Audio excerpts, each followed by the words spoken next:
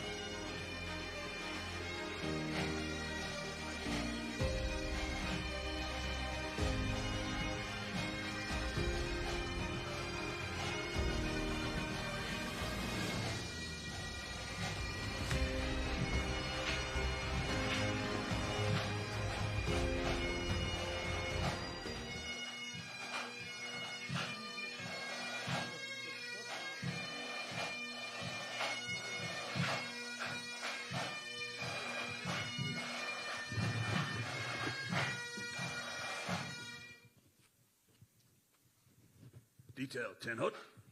Please remain standing for the singing of our national anthem by Captain Antonio Quiñones. Detail, hand salute. Oh, say, can you see by the dawn's early light what so proudly we hailed at the twilight's last gleaming, whose broad stripes and bright stars through the perilous fight o'er the ramparts we watched were so gallantly streaming, and the rocket's red glare, the bombs bursting in air, gave proof through the night that our flag was still there.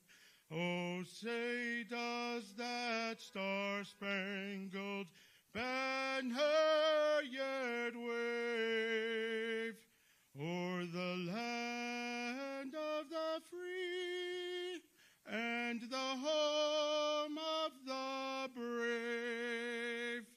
Ready, 2. Thank you, Captain. Please remain standing for the invocation by FDNY Chaplain Rabbi Joseph Potasnik. Detail, uncovered. Thank you. I just arrived from Abu Dhabi, but before I left, I went over to the Abrahamic houses. There you have a church, a synagogue, and a mosque next to one another. I went into the church to offer a prayer for Monsignor Delendick because I felt that was the right place to do it, because he was there for all of us, of all faiths. He would never say, "I'm too busy." Religious tradition teaches us that when you pour a cup of wine, you don't just pour to the top, but to overflowing. And then you say to the participants, drink just a little, because you want people to understand, to have this kind of relationship, it's not enough to give. You got to give a little bit more, but you take as little as you need.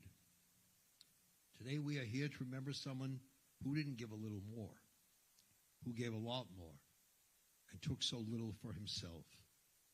And as he would say to me this time of year, say, "Rabbi, you're Hanukkah, I'm Christmas. You're Passover, I'm Easter. But together, we're all Thanksgiving." And thus we come here to say thank you. Thank you, Monsignor, for all you did throughout your life. May your candle continue to burn brightly and inspire us.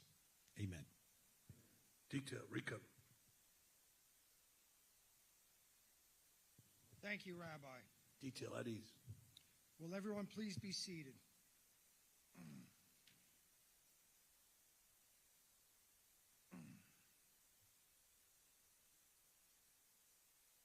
Good morning.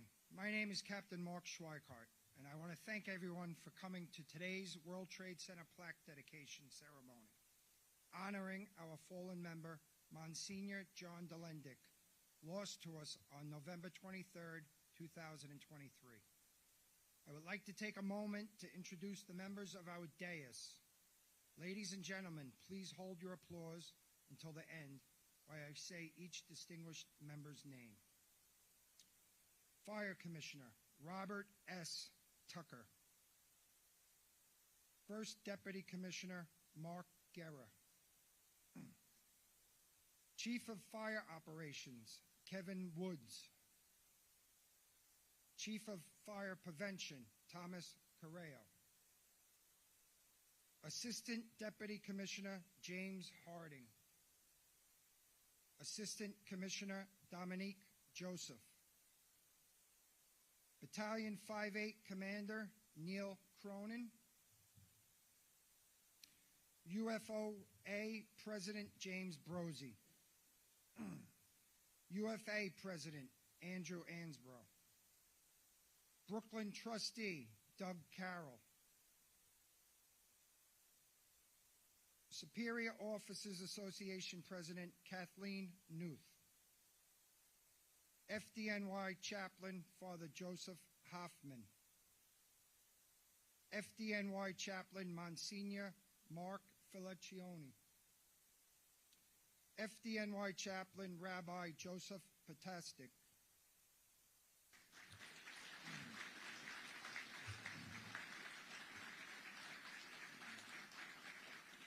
A warm welcome to our Fire Commissioner and other distinguished members of the dais. I am honored to introduce our first speaker, Fire Commissioner Robert S. Tucker. Thank you very much, Captain. Thank you all for having me. Just a couple of thoughts before I read my formal remarks. First of all, thank you for having me in this awesome-looking firehouse. One of the great pleasures of being a new fire commissioner and new to the department is coming to visit firehouses all over the city, and this one sure has a lot of history and looks pretty cool to me. Second of all, a great fire commissioner is here with us, a friend of mine for a long time, a mentor of mine, and that's Sal Casano, and I always love seeing you, Sal.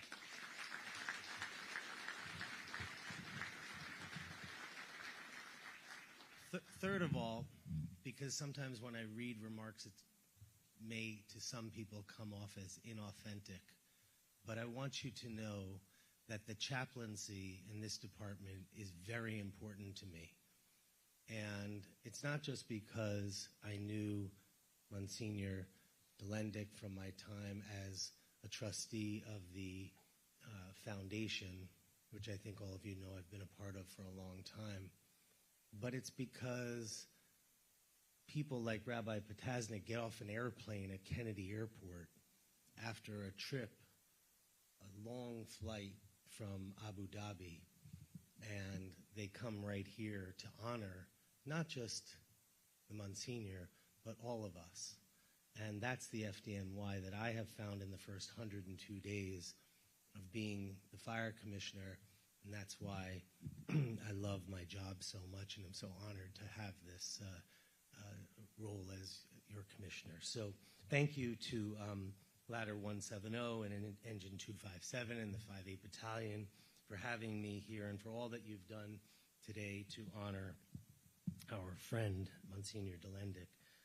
In my short time as fire commissioner, I've attended several of these plaque dedications, and they're sad, and there's no other way to put it.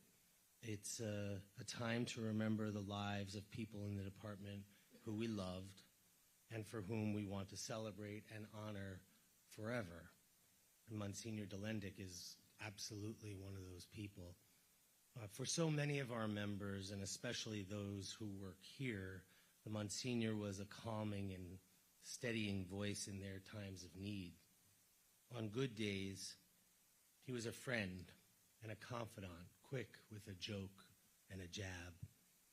It's not uncommon to find him sitting in the kitchen, just hanging out. He understood that this department needs that, and he lived it every day.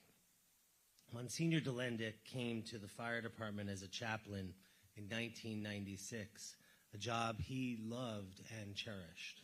With his quick wit and sharp tongue, he easily blended into the department and with the members, and he was a favorite among them.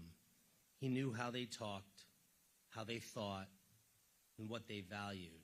The losses of September 11th elevated him in this department to the senior-most chaplain with the death of Father Michael Judge, who I also knew and remember with great fondness. He never forgot who was left behind, and the years that followed were devoted to 9/11 families and this department. For decades, he was a fixture at FDNY ceremonies. So today, we honor that legacy with a plaque that bears his name at the firehouse he considered home. I hope when you all visit here or turn out for work from here, you take a moment to think about and remember our friend, Monsignor Delendick, and the lasting impact he had on the FDNY. When we see this plaque, we will remember the friend and the confidant that he was to so many people, and how, even until the very end, he was just that. So God bless the memory of our good friend and chaplain, Monsignor John Delendick, and of course, God continue to bless the FDNY.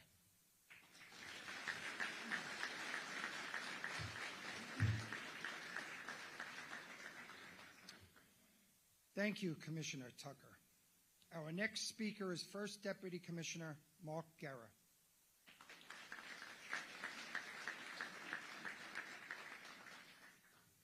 Thank you. Good morning. Thank you all for being here, and thank you to the officers and members of Engine 257, Ladder 170, and the 5/8 Battalion for hosting the plaque dedication for Monsignor John Delendick.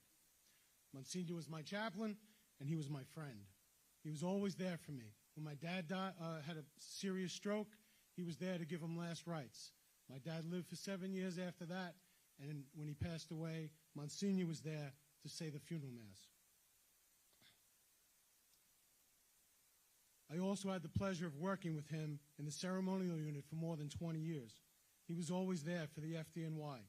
He prayed at so many of our events. He was always there for the company meeting, here many times, when we lost a member. It was so comforting at the end of the meeting to hear him say, "Let us pray." For years, he was listed as the only on-call chaplain in FDOC. When I said to him, we have other chaplains. We can rotate them through. He said, just leave it the way it is. He was the on-call chaplain for years in this place. One of the toughest things I ever had to do was when the department decided that the chaplains wouldn't have lights and sirens in their personal cars anymore, that they had to take them out. He told me, I'm going to go out and get my own. And I said, not a great idea, Monsignor, but we got him a car and a driver with lights and sirens, the whole thing, red and all. He loved it. He loved the FDNY, and we loved him. And I want to tell you a story about Monsignor John, a very personal story to me and my firehouse, the Nut House. I think it's a great reflection about who he actually was for this department and what he meant to us.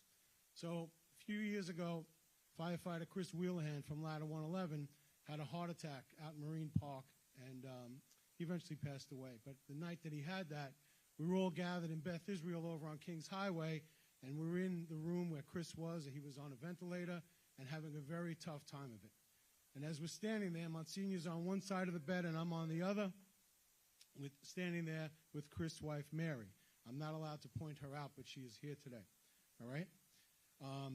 We're standing there, and Mary leans into me and she says, I really would like a set of rosary beads. And I said, okay. I said, Monsignor should have it. So I leaned across the bed and I said, Monsignor, do you have a set of rosary beads for Mary?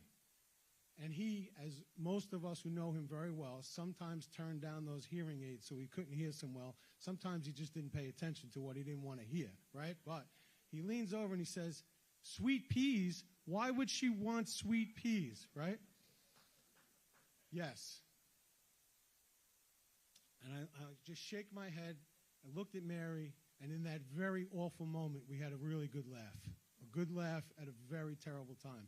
Not at Monsignor's expense, but so I explained to him that she wanted rosary beads. He had a pair, gave them to her, and we prayed. That's not the point of the story. The beauty of this story is that after that terrible time and after we buried Chris, my good friend Mary became great friends with Monsignor John. She brought to him every, I think, a week for a year, something that had sweet peas on it. Whether it was a package of seeds or she said a salt and pepper shaker with sweet peas on it. But they developed this relationship, and he was there for her, and she was there for him until the very end. And that, I think, is the illustration of Monsignor John Delendick. He could poke a little fun at himself, but he touched people in a way that was so special and so personal, and they carried on that relationship. And that's why I love them so much. I miss him every day, and we will never forget FDNY Chaplain, Monsignor John Delendick. Thank you.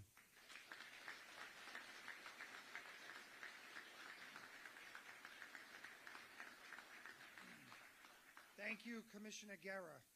Please welcome UFOA President James Brozzi.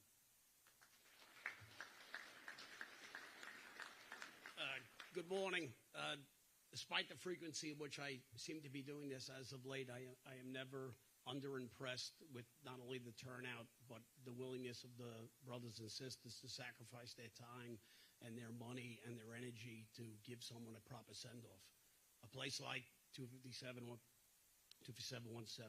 battalion, they know the impact of loss. They know what it takes to properly recognize a family, and they know the importance of giving someone a home. And for lack of a better term, adopting Monsignor Delendick on behalf of all of the New York City Fire Department is not only a proper gesture, but a testament to who you are and what we represent in the New York City Fire Department. And on behalf of all the uniformed fire officers that I represent, we couldn't thank you enough, and you couldn't restore our faith in this department, I would say, better than you've done today and as you've done in the past. As far as Monsignor Delendick is concerned, I have known the Monsignor pretty much my entire career. And I thought about what would be the most meaningful thing to say about him. And would it be his work after 9/11? Would it be his commitment to the organizations like the Holy Name or to the individual members of the department?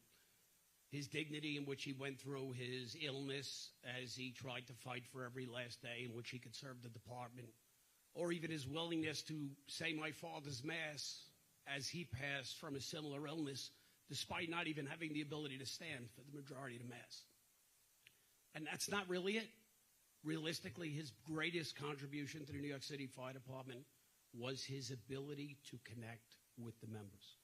And if you had taken the time, as my father would often make me, to go inside of any line of duty funeral, any active member funeral, you would see one very unique gift that is slowly fading out of religion.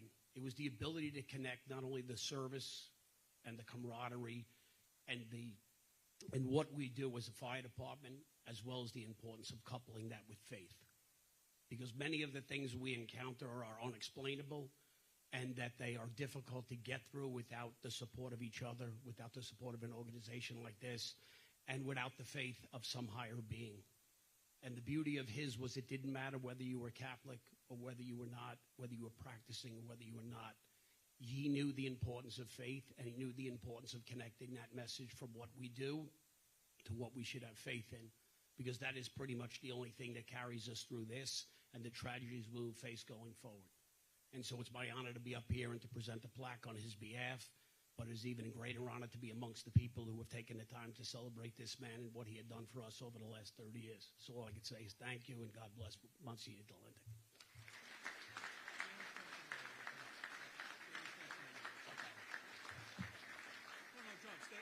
on. They're staying right out there. They're staying right in front. Just want to present the plaque, an everlasting tribute to the spiritual guidance of our members and their families. His strength and faith following the rescue and recovery at the World Trade Center will never be forgotten from the Uniformed Fire Officers Association.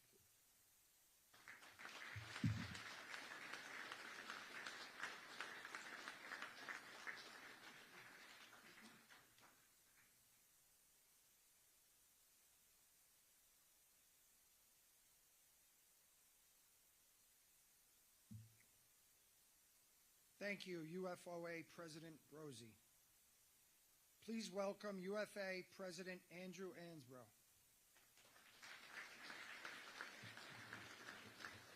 Thank you, and again, I'll try to be brief here. I will be brief. I got to know the Monsignor through the many funerals we attended together over the years, but so many in the last 4 years. Watching him, soldier through his illness as he continued to provide services to members is something that reminds me of all the members that we have that continue to work through all their illnesses and all their pain, and all of our members that we have suffering. We've lost so many this week alone. There's another funeral going on today, and it's a testament to all of our members, the way he carried on to provide a service to our members. It's a testament to the service that we provide to our members in the city that we're all suffering. And we continue to lose members, and we'll continue to hold plaque dedications. And in his honor, we will continue to be the best department in the world. And thank you all for coming out. And again, my words are brief, and it's hard to give a testament to such a great man, and so many great other members gave great words. But we have a plaque for the family to show our honor and our respect for all he's done for the members of the UFA.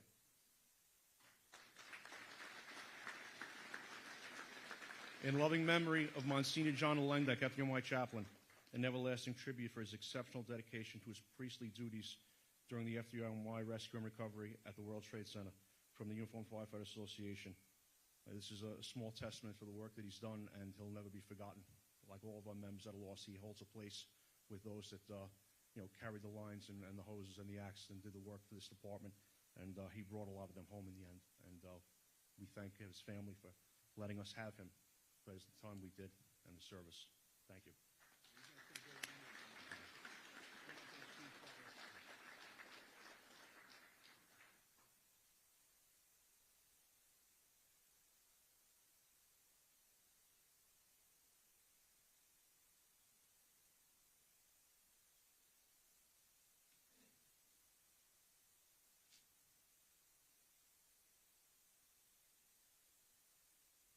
Thank you, UFA President Ansbro. Please welcome Rabbi Joseph Potasnik.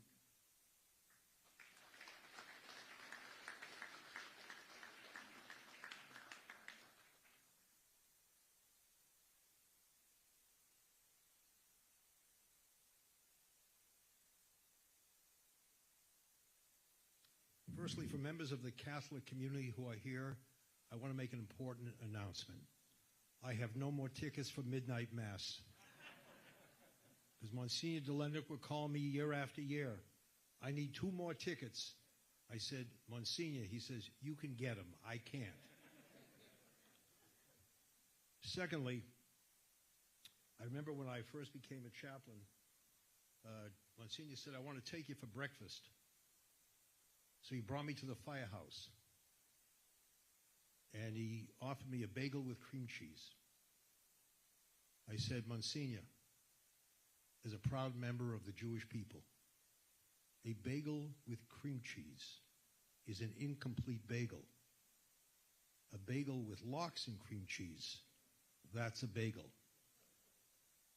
Some time thereafter, I took him to a Passover Seder at the synagogue. And I offered him some wine, Manischewitz wine.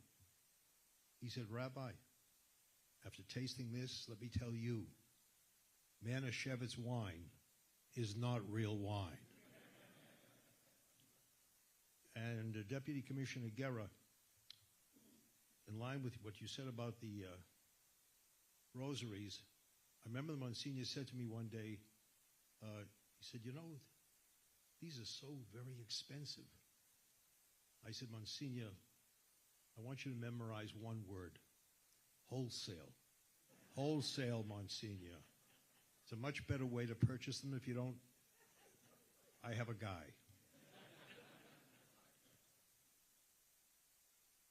Very often we begin a remembrance service with the words, how sad it is when you recall someone who cannot be replaced. I know we often say that no one is irreplaceable, but that's not so. How do you replace a John Delendick? I remember visiting an elderly man in a hospital one day. And when I walked into the room, he had his grandchildren around him, and he was teaching them the Hebrew alphabet. Later on, when he recovered, I said to him, that was quite a moving scene in the hospital. He said, you know why I did that?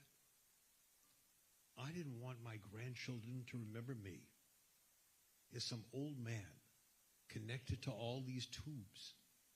I wanted them to remember me as someone who was able to teach them the alphabet.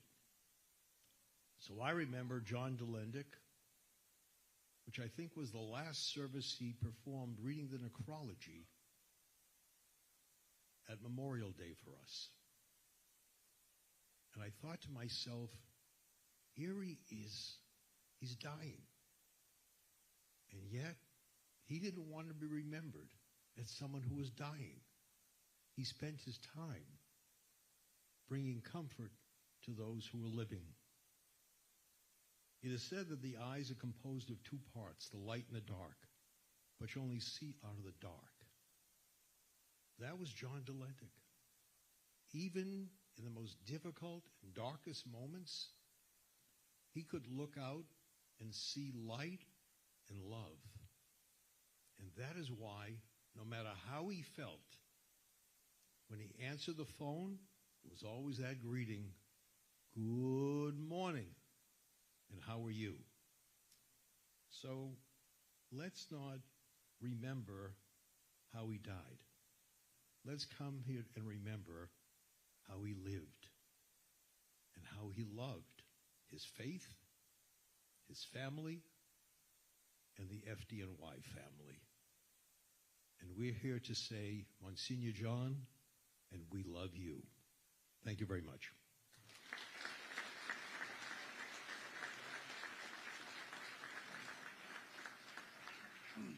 Thank you, Rabbi. Next, we will hear from retired Captain Kevin Roth.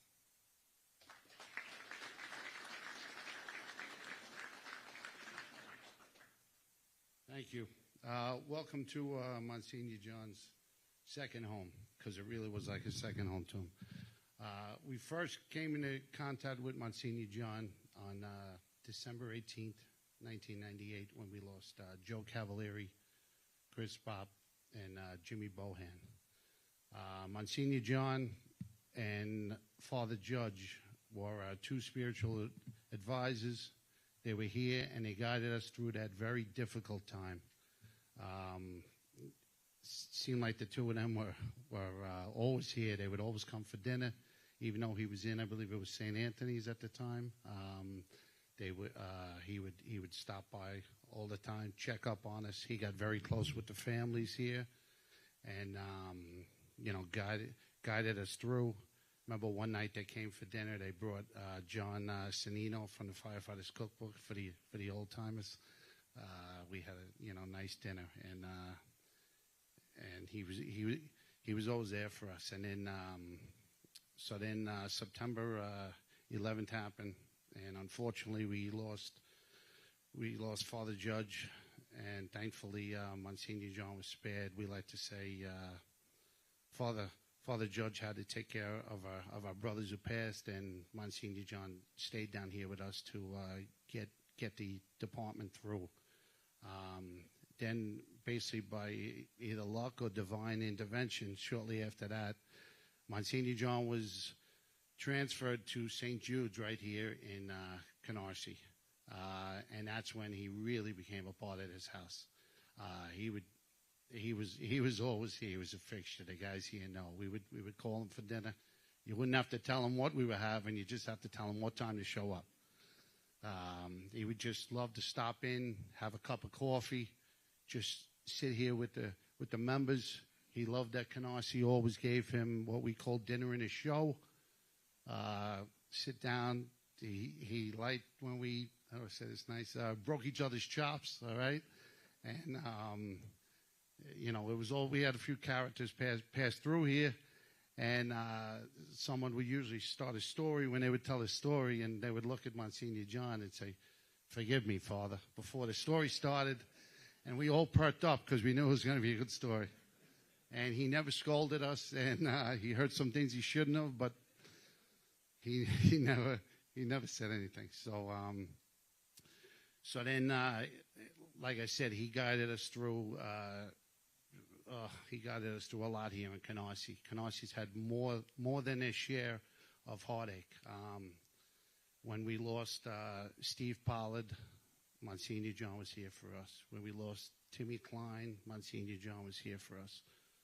All 30 years, he's here for the families. He got very close with the families, and he meant so much to us. We were talking earlier, sorry. He had broken his leg when he was letting Judy out at a rectory. He had a dog. So at the time, there was no one to take care of him. The Catholic Church didn't have anything in place where they would take care of him at the rectory. So the members here took it upon themselves, and the members here said, "We're going to send someone down every night to stay with him." And they did that for probably over a month. And they just went down and they would stay with him. I'm going to tell about Tommy DiLorenzo was there one night, and it was Danny was picking him up to go to a 9/11 memorial. And he hadn't had a shower in a while because he had a full cast on. So Tommy says, now these are things you only do for family, you know. Tommy says, "Monsignor, would you like to shower?" He says, "I can't because of the cast." Tommy says, "I'll take care of it." He went to the maintenance guy. He got a garbage bag, and he got a bunch of rubber bands. And Tommy got down, and he put the bag on Monsignor's leg and rubber banded him up. And it was a very uncomfortable time for both of them. They both admit it. Okay? But Monsignor said to Tommy, "Thomas, you're going to heaven. Don't worry." You know? So, but that's just what Monsignor meant.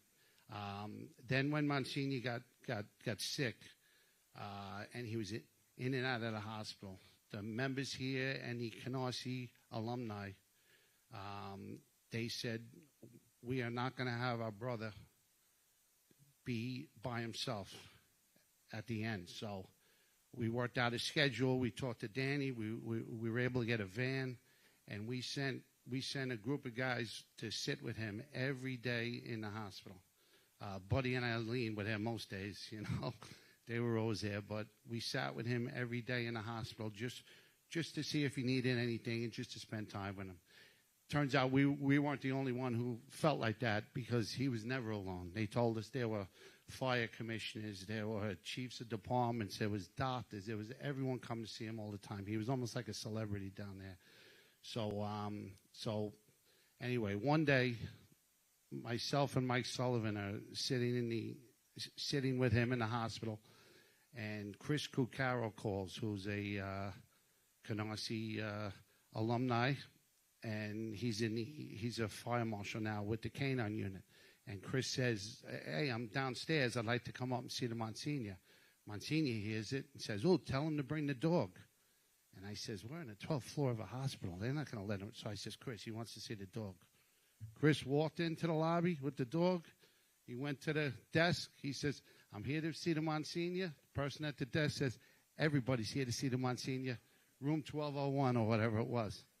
2 minutes later, Chris comes walking in the room. Monsignor just lit up. He had the dog with him, put the dog on the bed, and there's the Monsignor and the dog sitting there. He's feeding him treats. So he says to Chris, he says, "Chris, what's the dog's name?"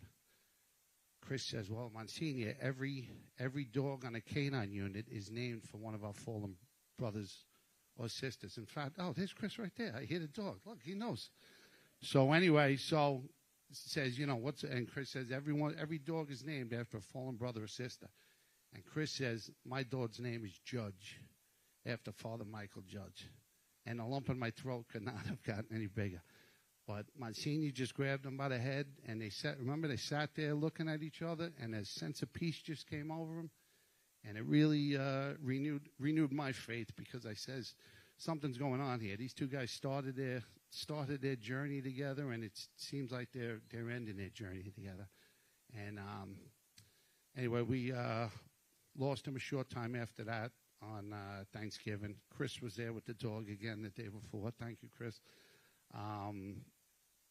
But I just want to say to the members of Canarsie and the alumni, and for everyone who was there for Monsignor John, especially during the end, thank you all so much for everything you did for him. He talked about you guys all the time.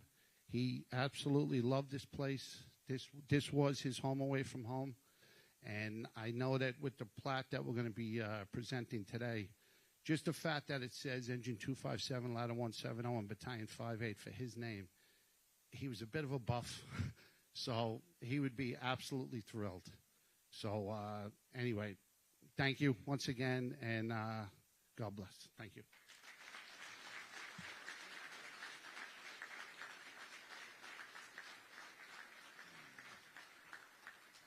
Good stuff. Good job, Rusty. Please welcome retired FDNY Director of Special Projects, Lenore Kohler.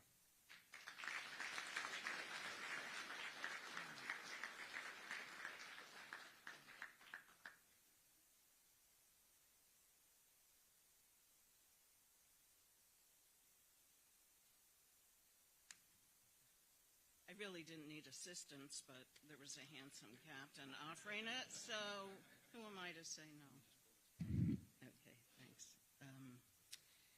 So someone once said, never speak after Rabbi Potasnik, because you'll feel like the guy that's introduced after Michael Jordan. So, you stole my line, Rabbi, which is, good morning, how are you? Good morning, how are you? It could be day, night, whatever. That was his standard greeting, and I always love to hear it. So I first met Father John in 1996. That's when he became the fire department chaplain. And we started working together at many ceremonies. I was the events director, and he was the chaplain.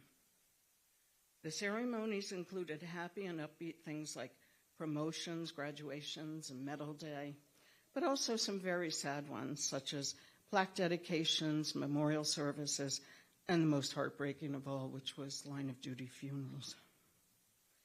He was greatly loved by the members of this department. When walking into a firehouse, the members sought out his advice. Padre, can I have a minute?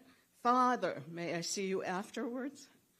Father John and I became very close after the 9/11 tragedy. Our FDNY families asked if they could come and see Ground Zero, where their loved ones had perished. In late September of 2001, he and I began arranging boat trips to take our families over to the site. We departed from the Brooklyn Navy Yard, making the journey down the East River and around the Battery. During every trip, right past the Brooklyn Bridge, the skyscrapers separated enough that you could see the smoky remains of where the World Trade Center had stood. I always knew when it was the exact time that was happening, because the families who had been chatting and getting to know each other would just turn and stare and be very quiet. It was at that point that Father John instinctively knew to say, "Let us gather and pray." He would always offer the most moving words, and you could sense by the reactions that it was a great comfort to our families. After our boat docked in the North Cove, he'd walk us over to the site and then conduct a small informal memorial service for all of us. There were still many FDNY members and other first responders at the site searching, and Father John would wave them over to us. Together we prayed and shed tears in memory of those we lost. In 2003, Pope John II promoted Father John to Monsignor. We all felt the excitement and joy for him. He was so deserving. Of course, it wasn't long until we just shortened that and started calling him Monsi. And he liked that. We all know that he loved good food, and his firehouse visits were often strategically planned around mealtime. Am I right? Let's see. I believe our members who have gone before are cooking up a storm for him up above us. He also loved telling a good story, sometimes more than once, but nobody minded that because he would always tell it with a twinkle in his eye and laughter in his voice. The thing I remember most about being a part of FD is we all worked as a team with common goals, just like in the field. Monsignor John played a large part in holding us all together and giving us spiritual strength during the saddest of times. We will never forget him and his contributions to the FDNY. Let's keep his memory alive by speaking of him often and swapping stories. He loved each and every one of us. Let us all take comfort in knowing he is now wrapped in God's loving arms.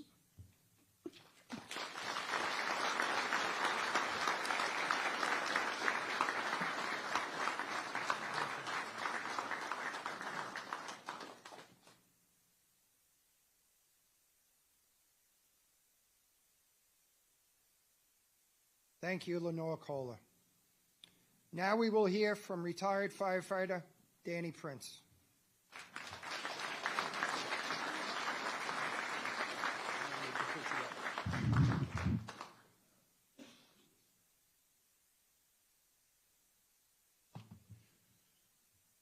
Good morning, everybody. Got to get that in. Commissioner, staff chiefs, dignitaries, and all the family that is here, which includes every one of us. All the ones here today, all the ones that are in firehouses working, and all those members that are off duty. They were all his family. He had a great flock, and he took good care of us.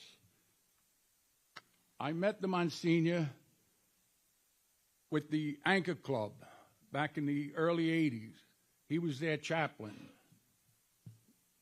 I was so impressed with the love he had for the fire service and the low demeanor that he had. He was just a regular guy, a foot soldier. He never had a problem getting his hands dirty. He would be the first one volunteering to help out, whether it was on the barbecue grill at Goldwater Memorial Hospital or painting rooms in St. Rose's home in Manhattan. Over the years of being affiliated with the fire department, his real dream was to become a chaplain for the FDNY. In 1988, Monsignor started doing the wall-bound memorial masses. He got to know the families, the kids, and then the kids that had kids. He did that for 35 years, up until his passing. In 96, his dream job was fulfilled, becoming a chaplain for the fire department of New York. He loved visiting firehouses and talking with the troops. On one occasion, he was at the Navy Yard visiting and having dinner, and Bishop Daly called him and told him he was being promoted to Monsignor. He was so happy, and everybody in the firehouse was just happy for him. It was like being promoted, and they loved it. He had a great evening that night. He's helped out with the Brooklyn Wall of Remembrance. He started the interfaith service at the wall and the candlelight vigil on September 10th. We all know on September 11th, he survived both collapses and spent days and weeks at the site consoling and praying for the members and their families that were still missing, hoping for a miracle. In the weeks and months that followed 9/11, Monsignor was either escorting families to and from the site on the fireboat, doing funerals or memorials. When he had spare time, he would visit the families. As time went on, we started to lose survivors and members that worked at the site at the World Trade Center. I would think in his time as a chaplain, he has done over 700 funerals. In many of the times I drove him to the functions, we'd always have a great conversation in the car. a lot of laughs. I remember one day he called me. He says, "You're my Brooklyn booking agent," because people are always calling you, see if the Monsignor could do this, see if the Monsignor could do that. Can he do the wedding? Could he get me transferred? Oh, I said, "Monsignor, they're putting a lot of pressure on me." But he always came through. I tell guys, talk to him. He's the easiest guy in the world to talk with. He told me he was going on a bus trip with a firehouse. I said, uh-oh. It was to a football game. Well, I said, "I don't think that's a great idea, Monsignor." He says, "Why? No, they want me to go." I said, "I'm sure they do, but I'm not sure. If you want, I'll drive you." No, I'll go with them. Well, the next day he called me up and said, "Danny, you were right, but I had a great time."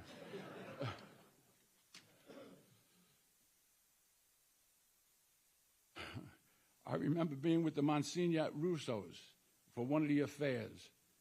A guy came over to the Monsignor and says, "You don't recognize me, but I was," and I don't remember the individual's name. It was his son. He says, "You helped my mother and me when my father passed away. I was 6 years old at the time." He then left. I then left for him to talk with the gentleman.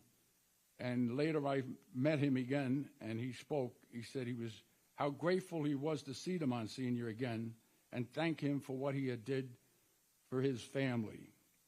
He wound up moving and never came back. I don't know why he was back for that function that day, but he was just happy to see him. Gary Sinise Foundation had 23 first responder line of duty widows come into New York for a few days to bond and see a show and have other events. One of the events was at the Friends of Firefighters for a dinner and then a boat ride to see the Statue of Liberty. Gary Sinise asked the Monsignor if he felt all right to come by and talk and meet with the group. Gary and the Monsignor became real close friends right after 9/11. The Monsignor was very spiritual, guiding Gary in his many difficulties he's had with his wife's illness and his son, who just passed away a few months after he did. The girls would have stories back and forth, and one of them was an FDNY widow, and she spoke how much that he helped her and found strength that she didn't know that she really had. But that was the Monsignor. He was the special man. He just had that ability to help people and know the right thing and do the right thing. And forever love him for that. I was in Pennsylvania one night, and I got a call, 10:30. The Monsignor, I don't know, "How you doing?" He said, "I'm sorry to call you." He says, "I'm on the floor. I fell out of bed. I can't get anybody to help me." I said, "What? Is this a..." No, I'm on the floor. He was so calm. I'm with my wife, and I says, "Okay, hold on." I got my wife's phone number, my wife's phone. I call the hospital, "You want this, press that. You want this, that." And I'm getting that. This is it. So I called the Manhattan dispatcher, explained to him the situation, and they sent, I think it was either 42 or 44 engine in the battalion. And I got back on the phone with him, and he's talking "Well, what else? Everything is nice and calm, and I'm waiting." And it seemed like forever, like people say, "Wow, what took you so long to get here?" And then I heard voices. And then one of the firemen got on the phone, and I happen to know him. And he says, "We're taking care of him. Don't worry. We'll call you when we get him to the hospital." And they brought him over to New York Hospital. Then when he wound up going into the hospice, I'd go up and visit him. And it probably was the day after the fire marshal was up there. And he asked me, "Where is Daisy May?" That's a dog that we have, and he loved Daisy May. I have pictures of Daisy May on the couch and the Monsignor and Daisy May laying across his lap, both of them sleeping and snoring. So I says, "She's home." She says, "Can you bring her up?" The fire marshal had the dog up. "Can you bring her?" I said, "Oh." So I said to my wife, we had a dog, Fidney, FDNY, and we had a vest for that dog. So I said, "Where's the vest?" So she got me the vest. I put the vest on the dog. She said, "You're going to get locked up." I said, no, let's go. I brought the dog up, and no problem, just like the mom. We walked right through like we owned the place. And he had a great time. Daisy May saw him, was happy, was kissing him and licking him. And it just was a great time. And I was just happy to see him have that. And cutting it short, I can't thank everybody for the love, this firehouse and every firehouse. He always talked about what this job did for him, not knowing what he did for us. And the loss is tremendous, and I will forever, ever love this man. And I have that picture. I used to see it every morning when I woke up going out the door. And I'd say, good morning, guide me through the day. And he always did. Thank God. God bless you all. God bless the fire department. And God bless Monsignor. Thank you.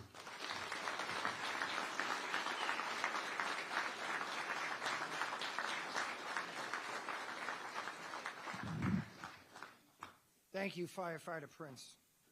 We will now commence with the dedication of the plaque.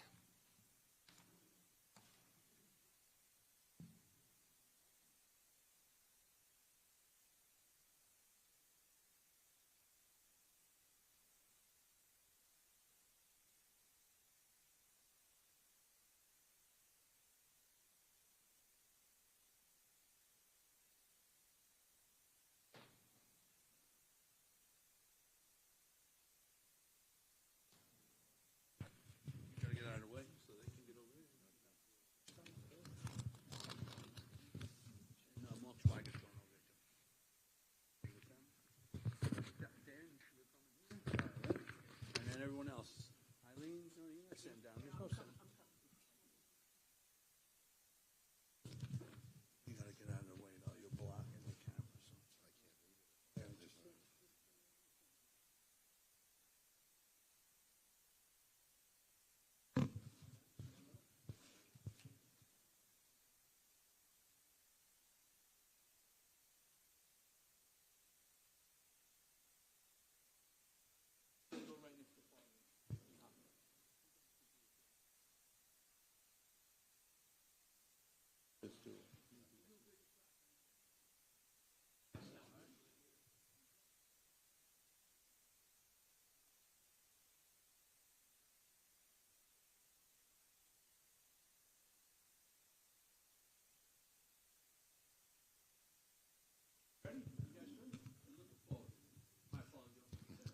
And please unveil the plaque at this time.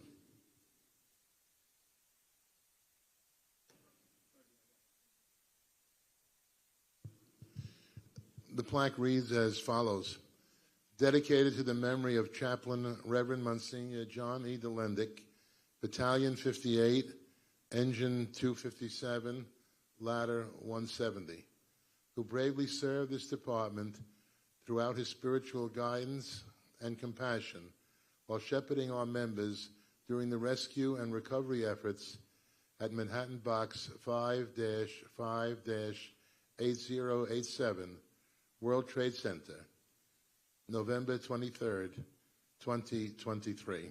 Detail, uncode. Heavenly Father, we ask you to pour out your blessing upon this plaque, which calls to memory and to mind the service and the love that Monsignor Delendick had for all of us and all of our department. Help us to learn from his example how to be of service to others, how to love others, and how to show our care for others.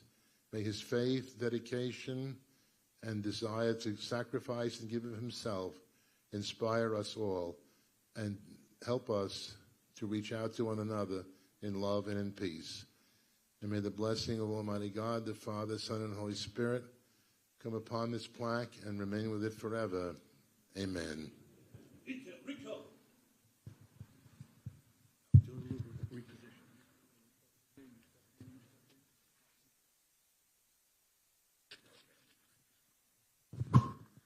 Everyone, please rise.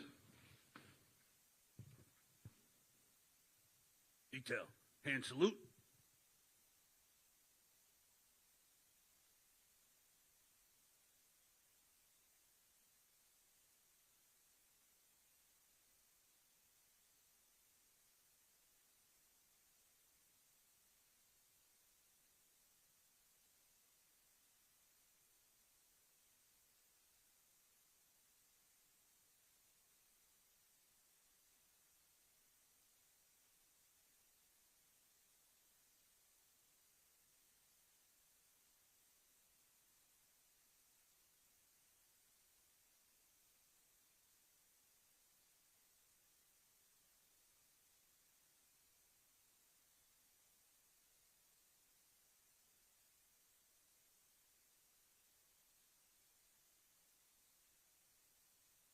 2.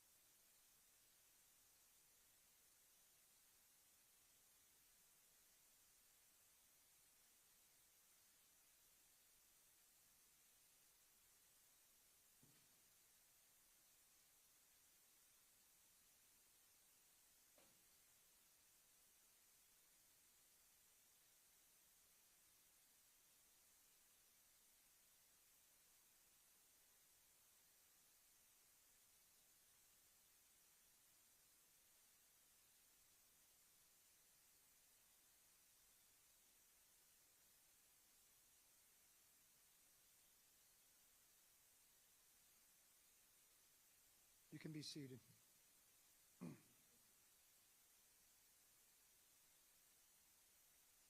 Ladies and gentlemen, on behalf of the FDNY, we want to thank you for attending today's very special ceremony. What a terrific show of love for our fallen brother, Monsignor John Delendick. Rest assured, none of us will ever forget him. This concludes the plaque dedication ceremony. Everybody's welcome to have lunch with us today. And thank you, and enjoy the rest of your day.